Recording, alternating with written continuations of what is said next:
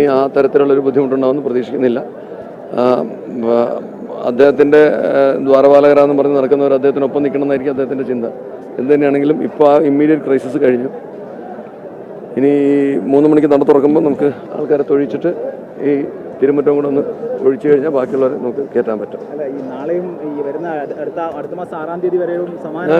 ഞാൻ വീണ്ടും ബുക്കിംഗ് അല്ല പ്രശ്നം. ബുക്കിംഗ് 70,000 തന്നെ ഉള്ളൂ.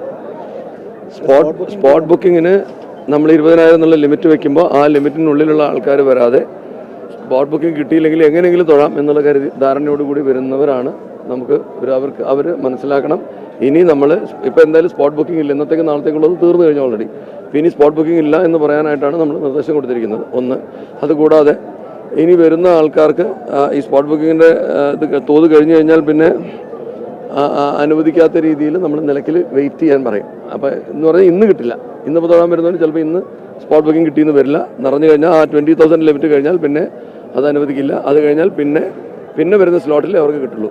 അപ്പോൾ അത് മനസ്സിലാക്കിക്കൊണ്ട് വേണം ആൾക്കാർ വരാൻ. അപ്പോൾ നിലയ്ക്കൽ ഒരു ബുക്കിങ്ങും ഇല്ലാതെ വരുന്നവർ അവിടെ കാത്തു നിൽക്കാൻ തയ്യാറായിട്ട് വരണം എന്നാണ് ഞങ്ങൾക്ക് പറയാനുള്ളത്. പോലീസുകാരുടെ എണ്ണം കൊണ്ടാണോ ഈ പ്രശ്നം ഉണ്ടാകുന്നത്? പോലീസുകാർ ഈ ആവശ്യത്തിന് കൂടുതൽ പോലീസുകാർ ഇപ്പം നിലവിലുണ്ട്. ഈ ഞാൻ പറഞ്ഞില്ല, 2-3 കാര്യത്തിലുള്ള ഡിസിപ്ലിൻ ഭക്തജനങ്ങൾ പാലിച്ചേ പറ്റുള്ളൂ. അതൊന്ന് ഈ ബുക്കിങ്ങിൻ്റെ കാര്യത്തിലാണ്. രണ്ടാമത് നമ്മൾ നിഷ്കർഷിച്ച ക്യൂവിലൂടെ തന്നെ വരിക. അവർ ഈ കാട്ടിലൂടെ പോകുന്നതുകൊണ്ട് വേറെ പല പ്രശ്നങ്ങളുമുണ്ട്. കാരണം വെച്ചാൽ ഇപ്പം വന്യജീവികളുടെ പ്രശ്നങ്ങളുണ്ട്, പാമ്പുകളുണ്ട്, പല ബുദ്ധിമുട്ടുകളുണ്ട്. അവരുടെയൊക്കെ സേഫ്റ്റി ഉദ്ദേശിച്ച് പിന്നെ പലയിടത്തും ചെങ്കുത്തായിട്ട് ഉള്ള സ്ഥലങ്ങളുണ്ട്. അപ്പോൾ അതെല്ലാം കരുതണം. അതുകൊണ്ട് നമ്മൾ നിഷ്കർഷിക്കുന്ന രീതിയിൽ തന്നെ ദർശനത്തിന് വരികയും പോവുകയും ചെയ്യുന്നതാണ് എല്ലാവർക്കും ഉത്തമം. ഞങ്ങൾക്കും അതാണ് സമാധാനം. എല്ലാവരെയും ഭക്തജനങ്ങളെ ഭംഗിയായിട്ട് തൊഴിച്ച് തിരിച്ച് വീട്ടിലെത്തിക്കുക എന്നുള്ള ചുമതല ഞങ്ങൾക്കുണ്ട്. അപ്പോൾ ഈ കുറുക്കുവഴികളിലൂടെ വരുന്നുള്ളത് ഇന്നലെ തന്നെ നമ്മൾ മാധ്യമങ്ങളൊക്കെ തന്നെ റിപ്പോർട്ട് ചെയ്തിരുന്നതാണ്. പ്രത്യേകിച്ച് ശരംകുത്തിയിൽ നിന്ന് നേരെ ചന്ദ്രകണ്ഠൻ റോഡിലേക്ക് രാത്രി മൊബൈൽ ടോർച്ചിൻ്റെ വെളിച്ചത്തിലേക്ക് വരുന്നത്. അപ്പം അവിടെ ആ ഭാഗത്ത് ആ സമയത്ത് നിയന്ത്രിക്കാൻ ആളില്ലാണ്ടായിരുന്നതാണോ?